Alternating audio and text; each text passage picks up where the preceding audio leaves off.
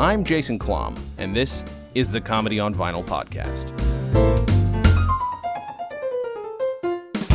The year is 2014, the album, Folk Hero, the artist, Nick Thune, and my guest is Tom Zawacki. Thank you for, I said it right, please, did I? Zawacki, yes. Okay, thank God. Right. Okay, I was worried in the middle of it. I'm like, I heard Mark Evan Jackson say it a week ago. Did I get it wrong? Okay, good. Yay. That's funny. I was like, well, how would you know how to say it? But yes. Yeah. So, I found out about you, sir. Okay, first of all, I did not know that there were any comedians working in the prop departments of any TV shows I love, so that's exciting. That's kind of cool. It makes sense, but like, comedians, when you think comedian day job, it's, you know, washing dishes. It's doing an office job. It's not being doing a waiter, something creative. Yeah. Although I understand there's probably a lot of prop stuff that's maybe not creative still sometimes, but like, it's pretty fucking cool. It's more creative than a lot of the other jobs. Yeah. A lot of my other stand-up buddies, they have more regular like waiter, bartender jobs. Sure. And they're jealous of me because they're like, oh, you're so close. You're right there. I'm like, yeah, but that makes me like farther away. It's not like, oh, let's have the prop guy come be a writer on the show. Right, yeah. It's like, so I'm jealous that they have way more time being a waiter. Right. And they're jealous that I'm like so close to the shows I work on, but they don't have to do 16-hour days sometimes. Yeah, because the perception is always like, well, you're right there. All you got to do is crack one joke and you're on board. It's like, it doesn't work like that. Because then it's like, stop trying, crew guy. Go back to being a crew guy. I mean, people are nice, but yeah. Sure. I don't know one story where a guy has been like, oh, we should have that dolly grip come like direct. Right. There's no jumping. I will tell you, the only stories I've ever heard of those that are like that are just from the early days of TV, because I have interviewed at least two people. Now, to be fair, these guys, one of them was Jim Burrows. The other one was, Jay Sandrich, who directed one of the greatest episodes in the history of TV. Literally, Jay Sandrich showed up in L.A., went to the I Love Lucy set and said, are you hiring? And they said, sure. And he's now one of the greatest directors in TV of all time. Jesus. He just walked onto the lot. It was that easy. Yeah. Wow. Yeah, they needed people, so he just hopped on board. So it happens like that. Not that he didn't pay his dues, mind you, but he just got his job just like, cool. You hear those stories with like actors too, like, oh, I was on the lot for an audition. I just walked around, went to some other audition because there was no like email system where they're expecting you. They're just like, oh, I'm here for that. Well, it's like how it used to be. Boy. The good old days? Sure. I don't know. So you picked this Nick Thune album, which is a delight. I love Nick Thune, but I realized as I'm listening to him, I've never actually listened to an entire one of his albums. Just maybe bits and pieces, or seen him on TV, or heard him on podcasts. Why'd you pick this album? I mean, I forced you to, because the other stuff you wanted wasn't on vinyl. But I forced you to. Yes. There was no offense to Nick Thune. It wasn't my instant thought. But then I was like, all right, well, let me think of something that would be good that I really like, and. It's a very interesting album because it's like, it's not really musical comedy. It's like a one-liner. He's very one-linery, which I do enjoy. But it'll be like one-liner, and he'll just throw like a music bed under it, which is like, fuck it, man. If you could play guitar and you could do a neat little music bed to make your one-liners pop a little more, you better do it. And it's also, the other reason I picked it is, I'm not jealous of a lot of other comedians' jokes, but the joke I am most jealous of is in this album, where I'm not going to get the wording exactly, but he just goes, enough is enough. It's the same word twice. And I'm just like, it took 180, however many years stand-up has existed, for somebody to be like, enough is enough. It's the same word twice. And it's like, God, I'm so jealous. Yeah. There's a lot of that on here. I mean, that is perfect. You're absolutely right. That is like the perfect of those on there. But there are a lot on here like, fuck. I don't do stand-up at all, but I wish I'd have fucking written a lot of these jokes. A lot of them. He's so good. I worked on a pilot he was on that didn't go, and he was a nice guy. And I remember like he was walking around CBS Radford. He didn't know where to go, and I knew where he was from this special. I was like, oh, he's like, yeah, the table read. I was like, all right, it's over there. I was like, hey, man, I really liked Folk Hero, by the way. And he had one of those really earnest, like, oh, shit, like, really? Like he wasn't expecting anybody to bring up his stand-up.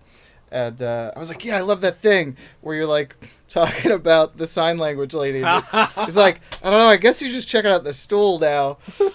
And I thought that was just such a good thing too. Oh, and it's weird because brilliant. it's not really an hour. It's like a 43-minute Yeah. thing, but it works. Great. It's tight. Is it the same? Here's my question, and maybe you don't know, but is the album the same as the special, the Netflix special? Is it exactly the same or no?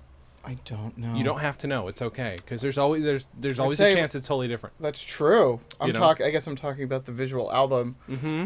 I usually, you would know better. Usually, if it's a special, they're just taking that same recording. Usually, right? But I just got a copy of David Cross's America ... Great ... which is his Make America Great Again Netflix special, but it's different takes of it. It's different nights produced specifically for an album. So that happens. Yeah, and I think the Eddie Murphy ones are also slightly different on occasion too. So it's just like this is technically the same material, but it's not always the same exact show. But That's it's why a I'm always different curious. night, different recording. night. Yeah. So because we're concentrating so much on the visual, not that the audio necessarily takes a back seat, but the audio is all it is when it comes to the album. So that's true. I did just talk about a very visual bit because in the Netflix special, he just literally puts his back to the audience. Oh, he's really? playing with the stool. I mean, you still get it because he's like, yeah, I go over to the stool. It's like, I guess he's looking at the stool now, and he's just like he's on the ground. He's looking at it. There's a bunch of visual bits because he goes in the vinyl audio version. Did he do the like truth or dare thing with the guy in the audience? Yes, he does do truth or dare. Okay, because then because there's a guy who comes out and shows two pictures, and I'm trying to think of how those jokes would translate without seeing them. Yeah.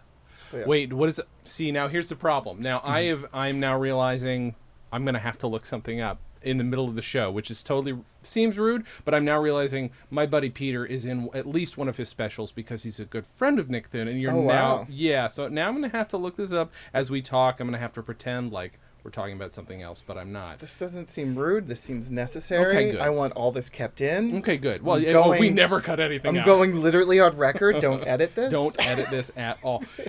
So when did you first hear of Nick Thune then? So let's talk about that. How far back do you go with a Nick Thune type? I feel like he's one of the people I found back in the day just like flipping through Comedy Central. Mm-hmm. I feel like he had a half-hour special. Yes, he did. And that actually might be what my buddy was on. But yes, 100%. Yeah, because I kind of miss those, but even though just the world is different where nobody flips through anymore. But, sure.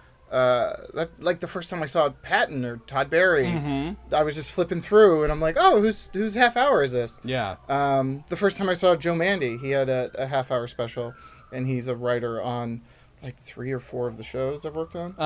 Yeah, I noticed that. Yeah. Parks, The Good Place. This Amazon show Forever that just came out. Okay. So I keep running into him on things. It's funny. Like we can only work on the same stuff.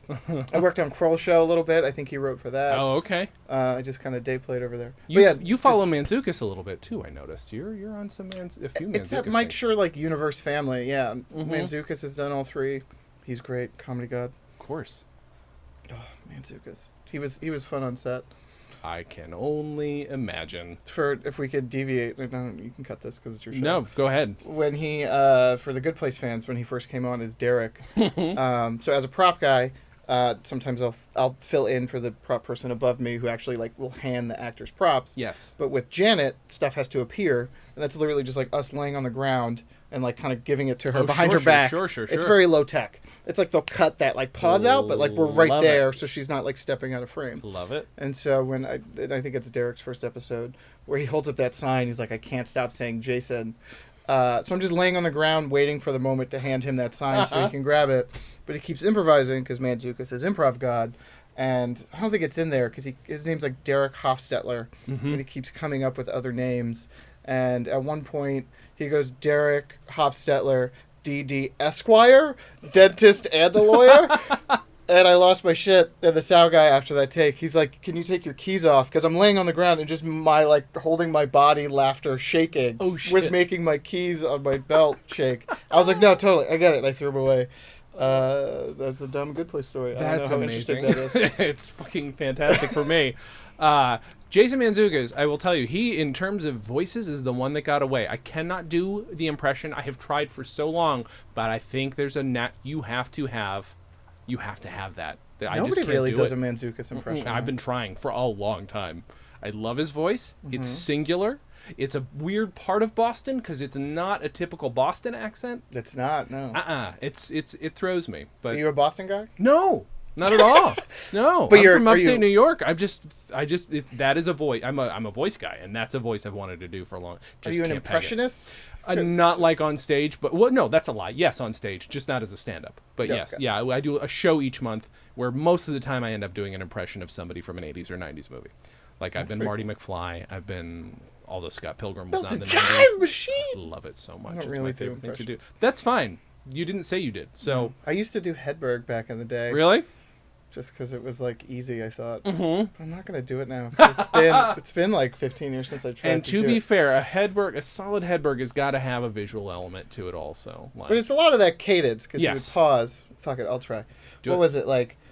It's like he's talking about putting like a spider in a jar, and he's like, "I'm gonna put you in a mayonnaise jar with a stick and a leaf."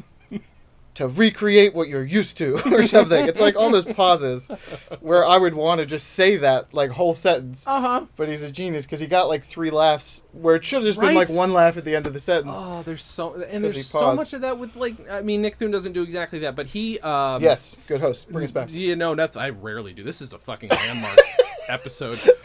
No, but seriously, like there are things where I'm listening to. I'm like, that shouldn't be a laugh line or a laugh moment, but he's milking it very professionally. Like, and he gets a lot of like expectation laughs, where like you know where he's going, but Yeah. he waits to deliver it until he's ready. And that's one of those like you get to that level where it's okay to go slow. Like that's what's amazing about Tig. Yes, Tig like oh, goes so God, slow. I don't get how she does it. And I talk fast generally, Mm-hmm. and so like the way I've tricked myself into like going slow on stage is if I'm doing like a 10-minute set, I will only prepare 7 minutes. Okay. So it's like I'll get up there and I'm like, "Hey man, you got 3 minutes. Calm down." Yeah, yeah. And there's always something to talk about with like crowd work or somebody doing something. Mm-hmm. Like at open mic yesterday, I had like 3 minutes left and I like abandoned it because this girl who was talking and kept talking, and like the 3rd time I was like, "Why are you still talking?" I noticed she had a baseball hat that said #blessed. And I was like, "Cool, now the rest of my time is being devoted to you in this hat. I had stuff to work on. I don't care.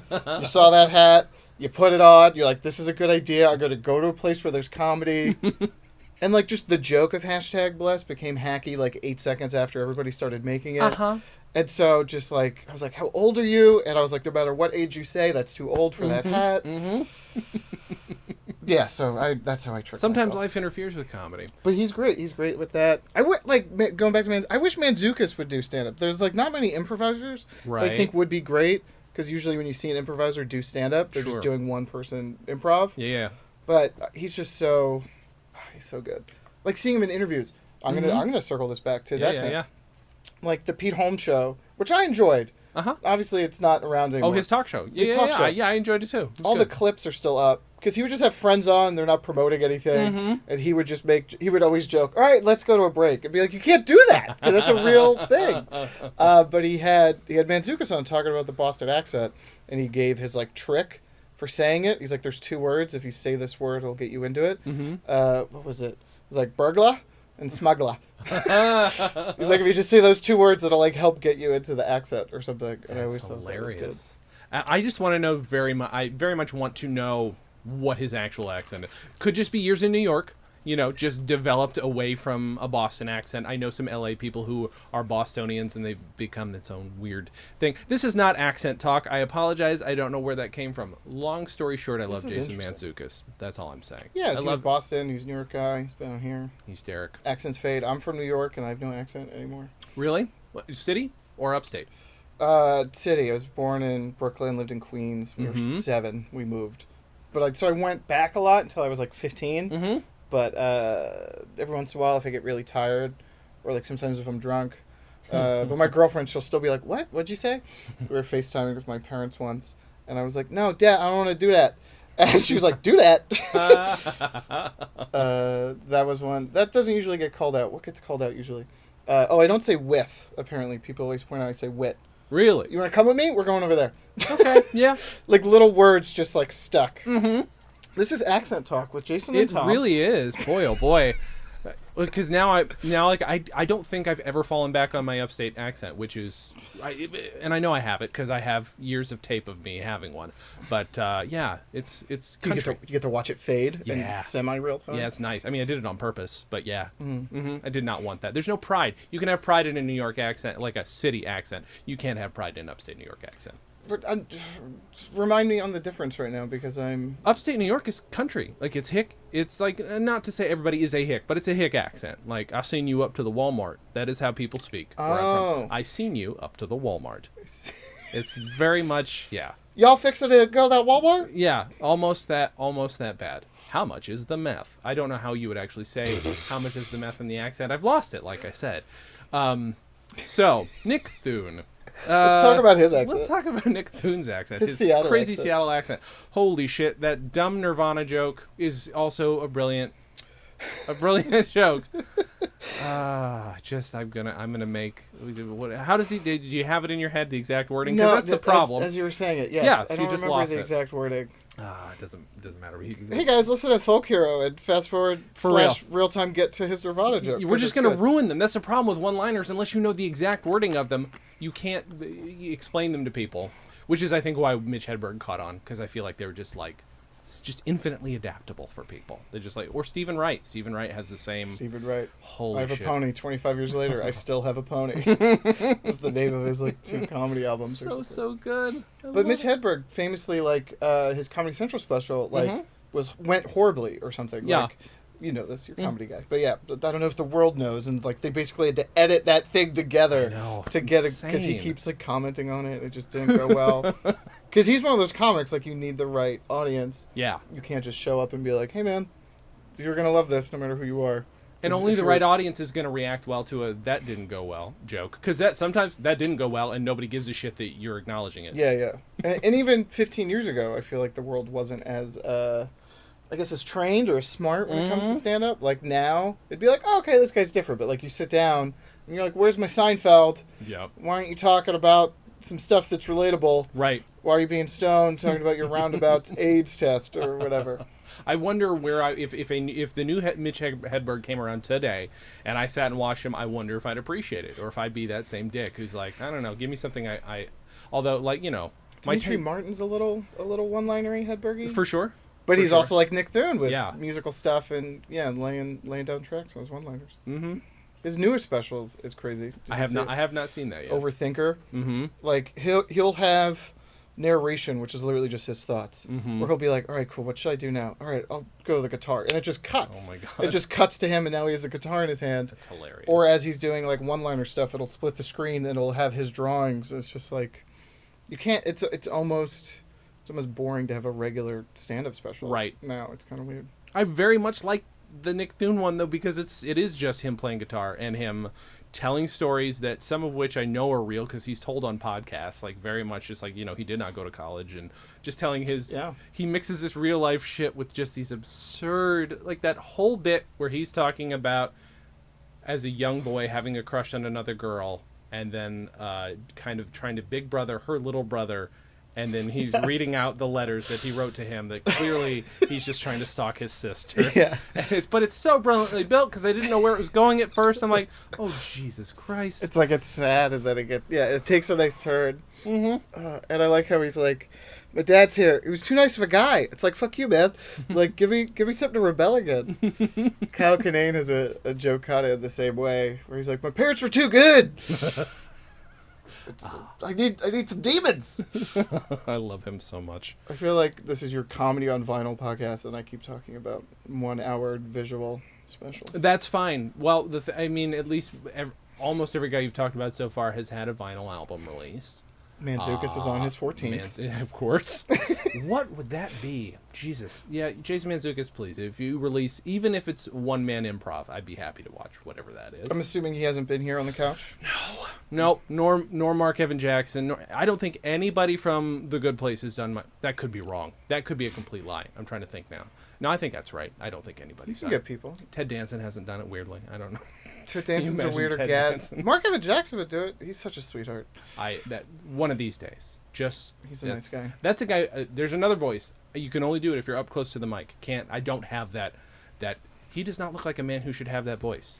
And that's just his voice. Like, yeah. Like, he's not, like, turning that on. It's not, like, in between takes. He's like, hey, guys, what's up? Like, no, he's, yeah. It was like, I'm stumbling, but of course he was going to go places with that voice. Sure. And then just put, like, acting talent on top of it. Man, it's so good. It's upsetting. Him as Sean. I'm curious, do you have opportunity? So what's your job? I want to go into the prop stuff a little bit. Let's do it. Okay, because I did tell you that I was like I'm fascinated by props. Which That's is what just got me so interested. Rare, so of course. And then to find out not only do you work in The Good Place, which I adore, that you also worked on Parks and Rec, which is my second favorite show of all time. Only because News Radio is always going to have been my first favorite show. Number 2 is not bad to that number 1. And I've seen it more times than I've seen any other show. So what kind of prop work are you doing? You're obviously handing Jason Mantzoukas a sign to hold up. Yeah, so what is my title? My title is just like assistant props or something. It's not that good.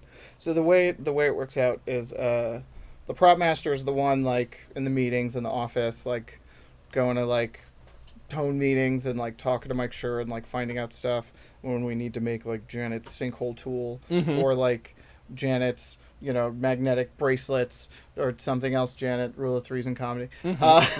She'll like find out exactly what he wants and she'll go through all the versions of making it. And then she'll like hand it off to the assistant prop master, who's the one on set, handing like the actors the props. Okay. And so basically anything that's a prop is anything an actor touches, but along with like rings and glasses and watches, stuff like that, like backpacks, weird stuff. Like let's say it's like a congressman, he has a flag pin, stuff like that. And then so I am right under that person, so I hand all that stuff out. But to like background, so I deal with like the background actors mostly. But if the assistant prop master isn't there, I'll have that job. And so we just did this Amazon show Forever I was talking about, short show, 8 episodes. We were overlapping with like a movie and then going back to Good Place and all these other things. Wow. And so I think I did like half. I did that whole show, but I did half of it as the assistant prop master, being like, "Hey Fred, here's your glasses. What's up, man? My end. Here's your glass of champagne or whatever's in that show." It's a good show, Forever on Amazon, guys. All right. Out now. And so I'll hand like background actor stuff. So on our show, whenever we're in the neighborhood, it's like all the fake yogurts and stuff like that. They're like, oh, here's your badminton or your frisbee, or you guys are having a picnic. Is this answering your question? What I do? You're absolutely answering my question. That's why I was curious. And so sometimes I'll make stuff, but it's very rarely. If it's like a crazy thing that you're like, oh, did you make that? It's like, no. It's like I made like a piece of paperwork. Like, like I wasn't over there. That's the shit I'm interested in, though. Really? Yes, because I don't know why I don't have it. Oh, because it's in a scrapbook. I was an extra on Mad Men for a long time, and everything I was an extra on, I tried to steal something from the set. So if you're ever on a crime show, folks, they have tons of very realistic-looking documents. Mad Men, I have a letter that's typed up by Don Draper's assistant or whatever to Pepsi Cola Company. So that's the shit I'm curious about. Like, to what lengths are you typing shit up? Are you doing? Are you formatting the page? I literally no idea how that shit actually gets made. So even though it is like a piece of paperwork, that'll mostly be like a graphic designer, like something I did. And it's funny because you're having me on because of the Good Place podcast. I think I told a lot of these stories on there, so now I'm being bored. Is we had to fill out notebooks for actors for a scene in a episode without being specific. And so I picked Jason's character just to write in stuff like that. And it's like I did like 6 pages, and then we like copied them and then like taped them in to like make the notebook full. Yeah. So it's like I'll do stuff like that, but it's like during a hiatus week because we'll shoot for 3 weeks and then have like a week of like a hiatus just to like have everybody catch up and prep. During those weeks I'll like make stuff more, but like as we're going, like it's just like here's the thing, put it out there. I worked on Veep, and like there's a lot of like background press all the time, and so it's like you need your camera, you need your microphone, here's a badge, like here's a notepad, here's a handheld recorder, like or you have a still camera, or you're like a local kind of like Nightcrawler, Jake Gyllenhaal guy, here's your like mini camera. And it's like I have this cart I would roll around with and like hand it to everybody, and it's like it's real stuff, so I'm like, cool, I need that back. And like keeping track of who has what, and like taking their picture, taking their name down, things like that. And so it's a fun job. It's a fine day job. There are way worse day jobs. Absolutely. And sometimes you get lucky and you work on shows like The Good Place, and you get to watch Darcy Carden and Ted Danson just like do a whole episode in an office that's sort of a bottle, and then we get to drop a actual sub sandwich from like the roof and things like that. Fucking phenomenal. Because that's what I was just curious about. Because when you're doing a job like that is like assistant work, I've done it. You always wonder, do you get to use your sense of humor at all? So at the very least, as you say, you got to fill out a notebook. That's not bad. Did you get, No, yeah, there's a lot of that. Like, so when I worked on Parks and Rec, I was a set dresser. I actually wasn't in the prop department. Okay. But it's with the same prop people that I work with now. So Sure. I met them on that show.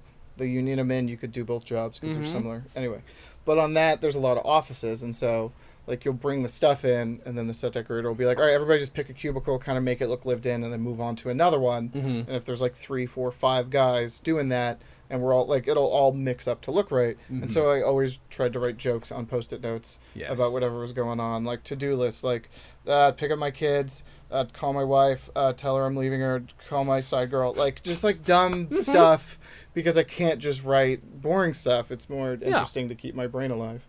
And so calling back to your thing with Mad Men, when you're doing those sets, you just rent paperwork from like a prop house. Okay. You'll just rent like a dozen banker's boxes of paperwork, and it usually just has like nonsensical, nondescript stuff. Yeah. And there was a episode on Parks and Rec. We were doing a bullpen. We ran all this paperwork, and then I'm going through a couple of these files. I'm like, there's a lot of pictures of the cast of Mad Men in here. And it was like these weird prop continuity photos that were all printed out because they're all holding up their hands, showing their watches and their wrists. Holy shit. shit. It was just like pages of that. I was like, I'm going to take a couple of these. Of course. And everybody's like having a good time, like, being silly, like, here's my watch. And it was just like, how did this get into this? And why are they renting it? Like, they had no idea. Yeah. Amazing. See, I didn't know where that shit came from, because I remember being so suspicious on one show. Like, this looks like a real Social Security. Like, some of the shit looks real. And you're always wondering, is this somebody's real information? Probably could be. I don't know. You never know. It's one piece of paper that could somehow get slipped in with like their Social Security number. So fucking funny. This is one of my favorites, though. This is my Hell's Angels. I was in The Aviator. You cannot see me, but okay. The Aviator. Speaking of Parks and Rec, I'm in a scene with Adam Scott and didn't realize it until years later. In with me. I acted along. I clapped very well. Nice. Yeah. Did you actually clap? Or I did have to do the fake? Actual clapping. They wanted us to actually. It was a very weird moment because I actually clapped, and then the extra next to me was like, "Oh, your hands are red. You must be really strong when you clap." It was the weirdest flirt I've ever heard in my life. She's a very sweet young lady, but I don't know what was happening. I had to wear a truss for that. I had to wear a corset. A truss? Is that a male corset? I say a truss. That's actually a medical device. It's similar to a corset. But yeah, it was an actual corset. The most painful thing. I'm sorry, women. I'm not going to pretend like I deal with what you deal with every day. Why did you have to wear it? So that we were 20 shape in the tuxes we were wearing. 20 shape? Yeah, they wanted us to look what was fashionably thin that men were supposed to. Oh, just everybody was crazy thin. Yeah. I don't know that it worked because I eventually just undid it because nobody noticed. Who gave a fuck? And then I stole that from the set. It was a good time. It was a very good time. You're like a professional thief. Basically, I stole a robe from the set of House. That's getting ballsier than just I like was a piece angry of at paper. wardrobe that day, and I'm not justifying what I did, but I did steal a Calvin Klein robe from the set of Oh, it's not like it said House Season 7. No. It was something I was supposed to wear. They made me uncomfortable, so I thought I was justified as a young, angry man to steal a robe. Hey, man. You gotta do what you gotta do. You gotta do what you gotta do. It's not like you're stealing cars. No. I mean, not anymore. I worked on the Fast and the Furious 3. That is true. I did not steal a car, though. There was one Fast and Furious I did like 3 days on as like a second unit PA. Might have been 3. Yeah. It was a long Tokyo time ago. Drift? No, I don't know. 2? I don't. It was a. There are a lot of them. I've worked on a lot of things Uh-huh. in my 12 years in this town. Uh-huh. And then the ones I've done days on, I just don't remember. Sure. Have you been thrown into background on any of the shows you're on regularly, like Parks and Rec or Good Place, anything like that? No, they won't. Yes. So not really in the background. Okay. This also came up in the Good Place podcast. Mm-hmm. They actually threw me in. I think it's episode 2 of season 2 of Good Place. For the Good Place fans, it's like a montage where they're going through Eleanor's soulmates. Yes, right. And yes, Mark Evan Jackson brought it up. And it was just one of the producers is like, "Oh, the people we picked aren't that weird looking. Do you want to jump in there?" And I was like, "Hell yeah!" And so now I'm Lurf. It's amazing. Lurf. Did you, now I'm trying to remember, did you get to keep your natural, wonderful hair for that shot? Yes, that was the whole reason. Good. It's amazing hair. It's really silly. It's good hair. It's what my hair does. Good. It's the joke I always make when people are like, "How do you get your hair to do that?" I was like, "I use this really rad product called Ethnicity, where I wake up and my mom's brown, and so it does this." Because it's tall and it's stupid, and I don't know, Tom Zawacki, you can find it somewhere. People who are listening, but it's yes, I have a choice. If I don't want this, I can shave my head, but I look like Scary with a shaved head, and I could go like halfway, but like halfway fro is just like, what are you doing? Right. I gotcha. It used to be much bigger. This is like the toned down, barbered version. It's good. I have pictures from, I don't know, 8-10 years ago. We're all over the place, and I apologize. We've talked about your hair. We've talked about me stealing things from sets. There's just a lot to talk about. What else are we going to talk about? That's very true. With Understanding Accents with Jason and Tom. Episode 1. This is the offshoot. I'm curious, like, so when you actually got into stand-up and, like, what you were listening to or watching, you might not have listened to albums as a kid. Mm-hmm. I'm just curious what you grew up with in terms of comedy. I would say those half-hour Comedy Central Presents was definitely, like, an early thing. Even though, let's say 10 years before that, being, like, a little kid in New York, when your parents are like, "Oh, what do you want to be?" And you're like, "Oh, fireman or baseball player." The first thing I said was like stand-up comic, I guess. Awesome. Which is super dumb. I don't even know what I would have seen at like 6 or 7 to say that, what I saw on TV. I guess I remember seeing Cosby's himself at a very early age, where he's like sitting. And it's weird to talk about that album now. Yeah. But it's factual for the timeline. Sure. I remember seeing that and being like, "Oh, this is cool." And as a little kid, I'm like, "He's sitting. It's called stand-up." Interesting. Because my thoughts don't go much farther than that now, but that was them at their limit then. But the Comedy Central half hours, it's like I very vividly remember like certain comics and then certain jokes. Like Dave Attell, I remember seeing his half hour. And he's like, "I don't know, you get bored, you know what happens? Weird stuff. Penis in the fish tank. I can't explain it." It's like, again, I'm getting the wording wrong, but I remember that one. Like, I remember Todd Barry's talking about, like, "Oh, Brad Pitt. All the women are like, I would love to have sex with Brad Pitt. Brad Pitt, oh, man." It's like, but what all these women don't realize is Brad Pitt would never fuck you. And I remember Todd Barry's bit on Brad Pitt. Mm-hmm. I remember Galifianakis's coming out. Good. And it's funny because he did this like years later hosting SNL. Mm-hmm. He's like, "Give me the high school drama coach," or like talking about like his outfit. Mm-hmm. Yeah, I just remember seeing all these half hours and that really. And again, like Louis, can't talk about these people now. It's weird, but I remember seeing his and being like, talking about like reading his watch and like how weird it was before he talked about his family. Mm-hmm. But during all the bad stuff he did. Yeah, let's stay away. I feel like this is a more lighthearted podcast. When did you start doing stand-up then? 7-8 years ago. Mm-hmm. That's relatively recent for how long you've been in the business and for whenever you discovered you loved comedy. So I'm just curious what made you get up to do it. True. So I moved to, like, I went to, like, an art school for, like, video production or film in Seattle. I'm so sorry, me too. Yeah. And so I moved out here and having high hopes of being writer-director guy. Mm-hmm. And after about a year of living here, just being a PA on reality shows, because this was 2007 and the reality boom. Same here. I was like, oh, I'm not being creative at all, and I want to scratch that itch. Mm-hmm. But I didn't want to do what the rest of my buddies were doing. Is like, oh, we're all PAing, and then on the weekend, come help me make my short for free, and then we'll all go back to work Monday. I was like, how can I be creative in a way that involves nobody else, and I just do it by myself? And I was like, oh, I always wanted to try stand-up. Mm-hmm. And so there was like a year probably of like sort of regularly, little on and off of just like writing jokes. I still write in the same Word document because it has whatever date on it. I forget what it was, but it was about 8 or 9 years ago.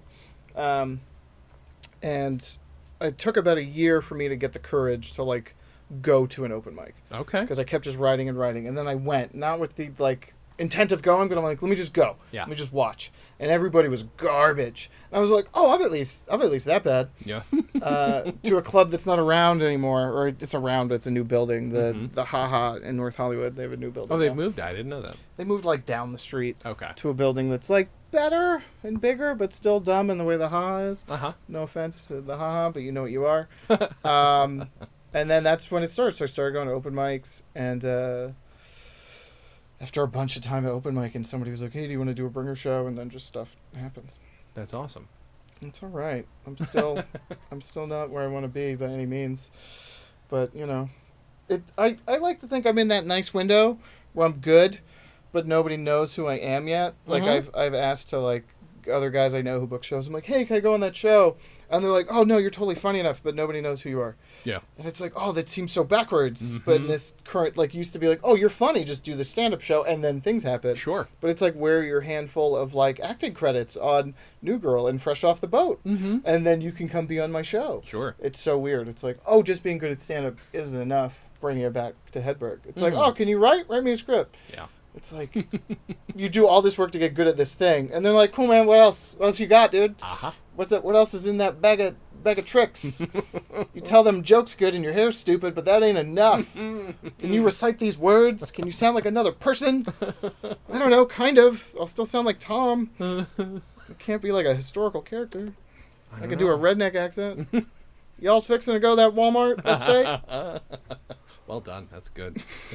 That's some solid upstate work right there. Very happy to hear that. That's interesting. Yeah, because I don't know that I've ever that often interviewed somebody who's, I want to say, only 8 years into their stand-up career, but like it's not that often, and I it's kind of cool. Isn't that a short amount of time or a long amount of time? No. You did air quotes on only. Yeah, well, only because like to me that's a long time to be doing a thing, but I know how stand-up works, so it takes forever to fucking ramp up, you know, and so like that's fresh. Keep trying to creep towards that 10 year when everybody says something will happen. 10 years, 10,000 hours, and then just something. At least you're not waiting it out. Just sitting around waiting No, for I'm that actively not waiting it out. Like, a handful of years ago, because you look like this big, dumb, silly, ethnically ambiguous idiot like I do. Again, Tom Zawacki. Google me. TomZawacki.com. Because we're talking about how I look a lot, and it's a dumb website. Well, they'll see the photo. We're going to take a photo. Okay. I don't know how photos work with an audio format. I'm an idiot. If there's a blog, I don't get worry. it. You're fine. I'm like ramping up my stupidity, but only slightly. Okay. My actor friends are like, how do you look like this? But you don't act. You definitely got to go do stuff. So I got a commercial agent. And it's been about 2 years with no bookings. And bringing it back to Mantzoukas again. At the rap party, I was talking to Jason Mantzoukas and Mark Evan Jackson. And about how I don't book anything, but I go out for Jason Mantzoukas types very often. Funny. And Mark Evan Jackson's like, we have to tell Jason. I was like, oh, that's where he's like, we have to. He'll love it. And then he was talking about how when he first came to this town, some casting director was like, you're great, but like you're not going to get, no, it's going to be like 10 years till people put you in something. Yeah. And it was like 8 years later or something, and he got the league. And even though I am after him popping, it's still... Like, I'll get to that point of being on a veil, which is like it's down to you or somebody else, for the people who don't know, for this commercial. And I'm like, great. And then it's just never me. And I always assume they're just like, oh, let's go with the blonde-haired, blue-eyed white dude. So there's that. What is this? Is me answering you or me trying? Another thing I do. So I was like, okay, hopefully I'm funny in stand-up. Here are my words prepared if I ever booked a commercial. Here's me being funny and your words prepared. I need like a third thing that shows like that I could riff and improvise, but not at all being a improviser who's ever taken a UCB class. So I started this web show a couple years ago called Would You Rather with Tom Zawacki, where we play Would You Rather in my car. I have a little wheel that is spun in between us. There's like categories on the wheel. There's a little question tape behind it. I saw it's pretty good. Oh, you watched it? Yeah. There's little GoPros, so I was like, oh, I need to show that I could just be funny, hanging out and riffing. And so, just you got to try. You got to try all the things. And then every once in a while, somebody's like, oh, I saw your thing. I'm like, neat. You should do 7 years of a mid-level podcast that nobody pays you to do. That's what you should do. That'll really get you work. Well, you've had a bunch of guests. I've had a bunch of guests. It's true. I've had a couple of Jim names. O'Hare was on your show. Jim O'Hare was on. He's a sweetheart. Great. I was in a short film with Jim O'Hare not long ago. How much of the nicest man is he? I don't know because he was a voice in it. I didn't actually get to meet him, but I'm technically in it. You weren't supposed to ask that question. I'm sorry. Because then it's like, I was on a show with John Hamm. I was an extra on Mad Men. This is a very similar situation. You can see my face. You can hear Jim O'Hare's voice. It's good. He's a newscaster in it. You can see my face and see Jim O'Hare's face and hear both our voices. Yes. In this web episode. Would you rather with Tom Zawacki? So that's the one you watched, I'm assuming? No, I watched a different one. I just found out a minute ago that right before we started, I was like, oh, Jim O'Hare. Well, shit, I want to watch that one. Which one did you watch? It was somebody whose name I didn't recognize, so it was a buddy of yours. Okay. Oh, was it Jordan Olds? Was it the most recent one? Beard, glasses? Yes. That sounds right. I'll take this moment to plug my buddy's show. Okay. 2 Minutes to Late Night on YouTube. Okay.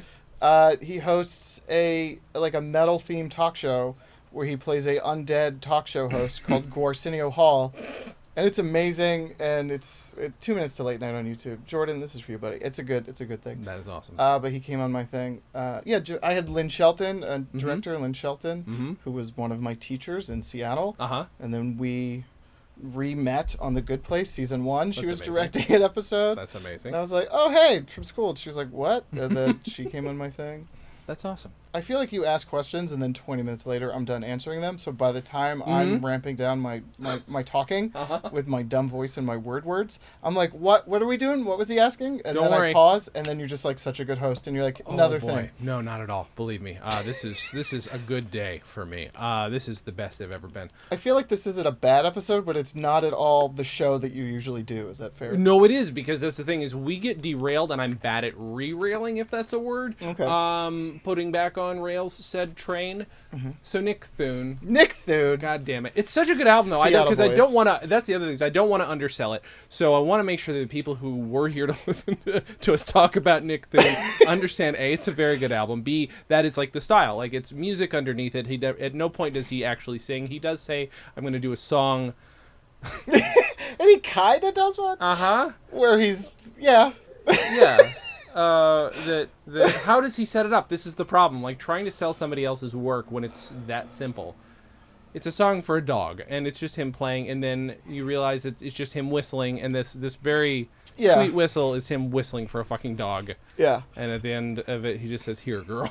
Here, girl. It's so dumb. But I mean, none of the tracks are that long. Not only is it a short album, but none of the tracks are all that long. He doesn't stick with a bit for 7 minutes like some people. How does it lay out track-wise? Is there like 48 tracks, or is it like 14? It's like, yeah, it's somewhere in the neighborhood of a dozen, I would say. Was this like a iTunes purchase, or where can the people find Nick Thune's Folk Hero if they would like to hear this album from 2014? But you better buy it on vinyl if you're listening to my fucking podcast. Comedy on vinyl. iTunes, the app, is where you get all the best vinyl. I know it's on Spotify, but I don't have like full Spotify, so I might have listened to it through a place where I could get it for free. I have a Spotify app downloaded with my girlfriend's account on it that she has used twice. That is the extent of my Spotify. That's fine. Grandpa Zawacki over here. It's 12 tracks. It is 12 tracks. Oh, okay. The final one is actually 10 minutes, but the rest of them are, okay, I lie. One is $7, but that's $7? 7 minutes. That's Jesus Christ. This is a fucking bang up show. Hi, I've interviewed Harry Shearer and Tommy Chong. Dear Daniel is 7 minutes. That's the longest of the other ones, and that deservedly so, because it's just several letters, several bullshit letters that he wrote that ended up turning him into a creep. Here's the thing about Nick Thune is that he is delightfully inconsistent in terms of I don't know what kind of joke he's going to do next. He's not inconsistent in his level of humor, but I could never compare him to somebody else. You and I are sitting here saying, oh, he's a one-liner comic, but also he's not at all in some of the best tracks in that. You know what I mean? He does a lot of great one-liner jokes, but it's so mixed. He has a character. That character is a bit of a, not smarmy, he comes across as an ass, but not a bad person. He comes across as a guy who's a bit of a smart ass, who wants to fuck with you and is enjoying it every time you are tricked. Those are spot on, and those are two big reasons why I liked it, because I think I do that a little bit with my comedy, where hopefully you never know where I'm going next, because the audience is so smart, you don't need segues anymore. You can just stop talking and start talking again about a completely different topic. Yeah. And there are like old school comics who still have that whole hour that seems to flow, where one story and joke goes into the next, but you don't need to. And there's like Sarah Silverman doesn't really do that anymore. I think she even says like segues don't matter, like something like that, one of her many specials. But I like that. And then also being like a little mean to the audience, because I also like Bo Burnham and like Bill Burr and like other comics where it's like, all right, shut up. Like like in Bo Burnham's Make Happy special, like he turns the lights up for a while and then he's like, all right, put the lights down. Their faces creep me out. Like like I just like it when you're mean to the audience. I do that. I had a show recently where it was towards the end of my set. It was going very well, and then all of a sudden they were like derailing and like yelling stuff out. I'm like, oh no, you don't need to help. I got this. I think I've proved it. I got this. Just sit back and be quiet and enjoy this because I'm really good. And stop interrupting. And then afterwards, my friend's like, you're mean. I'm like, yeah, but you can be a little mean. Yeah, of course. I mean, you have to establish a rapport where it's obvious what you're doing. I mean, if there are bad comics who don't know how to establish that. I've seen plenty. That's why I don't go see a lot of stand. I have a big trouble. I have a podcast about comedy albums, and through the listening to some of the 500 or 600 that are sitting in here, you realize that most of them are bad. Most comedy albums are not good. Especially, why do you say that? Because they're bad. Either they age poorly, or the comics. A lot of these are like. No insult to local comics, but like a lot of these old local comics are like, all right, so this homo was doing this, and it's like, okay, times have changed, but also that wasn't the most creative thing you could have said about a gay man. So it's a weird, I don't know. A lot of comedy albums just aren't good. They don't hold up, which is fine. I like listening to them and finding something that is not good. I have more trouble paying money to see a live stand-up show, somebody experimenting sometimes, unless they're brilliant. That's why I always recommend the Comedy Store to anybody, because they have a good system where it's not like the Improv or the Laugh Factory. There'll be like a host with like 3 or 4 comics. You got like an open middle headliner. The Comedy Store, they're open like 7 days a week. You go, and if you go to the main room or the original room, the belly room, sometimes the smaller shows, but they'll just cycle through comics. Everybody gets 15 minutes. There is no host. Whatever comic introduces the next comic. So it'll be Whitney Cummings up there, and she's like, who's next? All right, cool. All right. This next comic, I'm from Mad TV and Love on Netflix. Get it for Bobby Lee. And it's like you just introduce the next comic and it's fine. Yeah. And it's great to go because I was like, if somebody's visiting, I'm like, go there because you'll see somebody you know. And if you're seeing somebody you don't like, it's only 15 minutes. You can go pee and come back and they're almost over. And it's yeah. Yeah. Comedy Store. They need my help, of course. They're suffering right now, guys. The Comedy Store and Sunset. They need my help. See, I should probably spread my wings a little because I'm just so close to Flappers. That's the only place I go see. Basically, if I know Jimmy Pardo's going to perform, I'm just going to go see Jimmy Pardo. That's. But the thing is, I've got good taste, at least in terms of that, because he's consistently funny. Yes, Flappers. You can walk there. Yeah, it's great. From here, yeah. It's pretty nice. Let's give out your address. Yeah, everybody. So here are my cross streets, and then you can figure it out from there. Apartment number, all the things. No, Flappers is good. I haven't done a show there in a while, but no, it's a good spot. Yeah, it's not bad. I like how they have like 2 stages. Yeah. Sort of Comedy Store model. Don't like the name. I've never liked the name. It's bugged me. I didn't know what a Flapper Girl was. Oh, you didn't? Okay. Until my like 6th show there, and then somebody was talking about it, and I was like, oh, how is that stand up? Because I thought it was just like flap your gums or right. I thought it was like a corny. That makes sense. Thing. I don't know. I mean, it's. I don't. Like, what are they gonna change their name? No. No, it's not gonna happen. Right. I did not already ask you this. What's your favorite bit on this Nick Thune album, Folk Hero? You didn't ask me, but I said it. The Enough is Enough. Oh yes, right. Okay. I'm just so jealous of that. The Enough is Enough, and then a close number 2 is when he's talking about how there was a lady there to do sign language for one guy, and he just goes to the stool and he has his back to the audience, so the one deaf guy can't see that his lips are moving, and it sounds like she's just talking to him. It's like, I don't know, I guess he's just looking at the stool now. I don't know, I'm not really liking the show right now, are you? Whatever he's doing, as if she's just talking to him.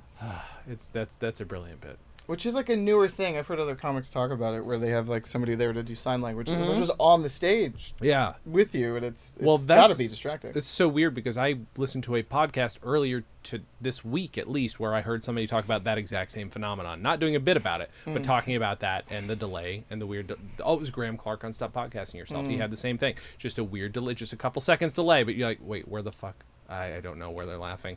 I feel like nobody else can do a bit about it now because Nick Thune just. Of course, yeah. I was gonna say ruined it, but like nailed it so well. It's ruined for everybody else. I don't know what to say. So here's what I like to say: have people do towards the end of this. Why listen to this album? Maybe you haven't ever heard a Nick Thune album. Maybe you've only seen him act, or I don't know. Give people a reason to listen to this thing. Yeah, because that was another thing. Like, because other people I'd thought of, I would say, are slightly bigger names. Nick Thune is definitely a headliner, definitely a big name. He's had a couple of hours come out. But I don't think he's like as big of a household name. And he's great, and he's hilarious. And it's like, it's not like whoever comic we were talking about earlier where It's like, okay, this is not for like Nick Thune is like, all right, if you want to laugh, this dude is hilarious and you'll enjoy it. Especially folk hero, Nick Thune folk hero. I think everybody will enjoy it, and I mean, this is probably more of like a smarter comedy audience where they're like, yeah, man, we know Nick Thune, go fuck off. And I saw this in 2014, but if by some reason nobody has heard this, I'm not picking a obscure New Zealand comedian from the 60s. Right. That of course nobody's heard of. But still, words? Well done. Well done. So, thank you for doing the show, number one. Oh, thank you for having me. Number two, where can people find you? You've promoted quite a bit, but I'm going to let you do it again at the end. Load it all in. Website, Twitter, anything. I don't want to say anything coming up because I don't know when this is coming out. So That's unless fine. you've got something super urgent, in which case I'll do my best. But, no, that's fine. Yes, I guess I've already talked about my dumb stuff already, but I'll do it again. Yes, TomZawacki.com. That's the website where it has some like stand-up bit up there, but that's mostly the place to go for the Would You Rather web show, which is also on YouTube. I have a Twitter, but I don't really like Twitter. Okay. Twitter's really bumming me out, so I don't think I've posted anything on Twitter in forever. But Instagram at TomZawat, TOMZ what, which is a callback to my friend Natalie when she first heard my name, Tom Zawacki. She was like, "Oh, it's Tom Zawacki." She goes, "Tom Zawat?" And I was like, "I like it. Perfect. I don't know why." And I made an Instagram like the next day when I was like, "What should I make it?" Perfect. At Tom Zawat. And let's make Zawacki. That's just so everybody knows. You. So, Yes. Because here's the thing. I was just thinking, if you were a comic in the 80s, there would be so much play on that last name having wacky in it. You realize this, right? I wish you were In the 80s, wrong because it happens now. Okay. So when I do shows and you're backstage and it's like, oh, what do you want me to say? When you're not like a household name where it's like, obviously you know this guy from whatever. But like, what do you want me to say? I'm like, you can say whatever you want. Make fun of my hair or my beard or anything. Just don't say this next comic is really wacky. Give it up for Tom Zawacki. Yeah. And then every once in a while when you tell somebody not to do that, they're like, hey man, that's cool. Fuck you. And then they go on stage and they bring me up that way. Woof. And it's just like, now I got to work out from this. But it's like, fine, I'll make some joke about like whoever and then just keep going. Yeah. Gotta embrace it, man. I'm not saying embrace that shitty joke, but I mean, I guess I've embraced the name. 'Cause yeah, of course. I It's a guess great I don't name. have the self-esteem enough to change my name. That would be a weird thing to do. But I mean, it is. everybody does. But it is a thing where people think I changed my name for stand-up. Yeah, right. They're like, oh, Zawacki, because you do stand-up. But I'm not like Rainbow Suspenders terrible. up there being a wacky type of comedian. Yeah. I'm up there kind of just being like bummed about whatever and like doing a good mixture of self-deprecation but also being like, hey audience, shut up, I got this. Yeah. So I don't know. Why would you change your name to that? Like an almost like a. It sounds like it might be a funny name. Like it's like you Yes. change it to Tommy Fart Noise or something. Like, you know what I mean? Like you wouldn't be. Bring it up for Tom. I don't know what I would change it to. I mean I can't 'cause I'm stupid. But. Don't ever change it. It's good. I'm going to quickly promote, go to celerysoundrecords.com. That's my little baby comedy record label that has the Paul Dooley album booked solid. His 1961 album we re-released this year. Super fun. It's the thing we actually sell. People actually buy it. So go check that out, celerysoundrecords.com. And I don't know when our next show is, but come see me in a drinking game. Usually at Acme Hollywood in Los Angeles. I know it's weird if you're in the UK, but come out and see me. That's fine. I don't give a shit. Do you have a big UK audience? Don't know. Oh, you just threw out UK. No, we do have the UK. I was thinking about it today. We do have some audience in the UK because we talk about Monty Python and some other nerdy shit enough that we just had Neil Innes on the show, who was a genius and who was in The Holy Grail and who actually wrote a Python sketch and who da-da-da-da-da-da. Good Nice. stuff. Yeah, this is a very good podcast you're on. It is. There's the only thing left to say is thank you guys for listening, and as always, have a good thing.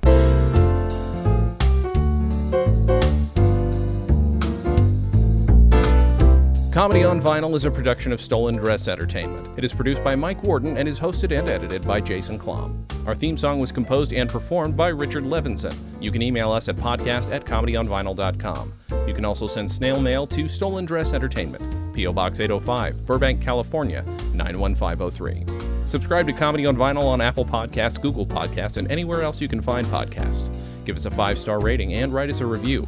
It helps. You can find us on Facebook, Twitter, and Instagram at Comedy on Vinyl, or find everything in one place at comedyonvinyl.com. A major portion of Comedy on Vinyl has been underwritten by Stand Up Records. Please visit standuprecords.com for all your comedy needs and tune in to the new Stand Up Records channel available on the Roku, where you can also find select episodes of this podcast. Visit StolenDress.com to listen to our other podcasts, watch videos, and imbibe freely of our multimedia content going back 15 plus years.